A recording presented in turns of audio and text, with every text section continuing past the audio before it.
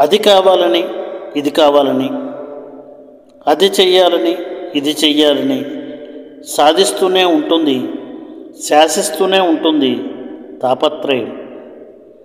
దానికి మింగుడే కానీ అంగుడు లేదు.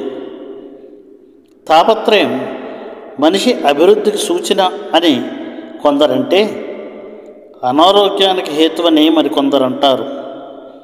వారి వాదనలు వారివి, వీరి వేదనలు వీరివి. అసలు ఇంతకీ ఈ తాపత్రయం దేనికోసం, ఎవరి కోసం అని ప్రశ్నిస్తే సమాజంలో ఉన్నతంగా ఎదగడానికే అనిపిస్తుంది. ఈ ఎదుగుదలకు పరిమితి అనేది ఉందా అన్నది సంశయమే.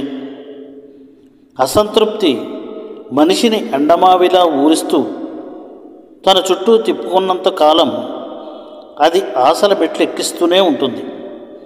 పైకి చేరాలనే తపన పెరుగుతున్న కొద్దీ అది ఆయుష్ మీద అంతర్గతంగా కాటు వేస్తూనే ఉంటుంది.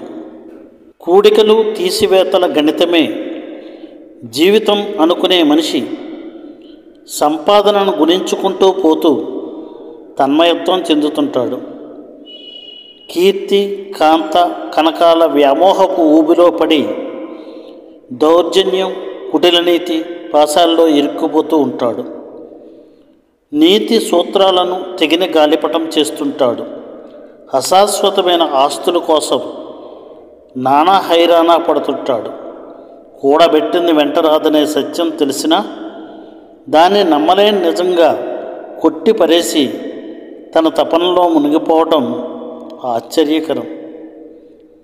నిరంతరం తాపత్రయపు రాపిడిలో వృద్ధాప్యపు అవిటితనం మంచానికి నెట్టినప్పుడు తన సంపాదన కోసం ఎగబడే గ్రద్దలు, తన్నుకునే రాబందులు జీవితపు చివరి అంచు మీద నరకాన్ని రుచి చూపిస్తాయి.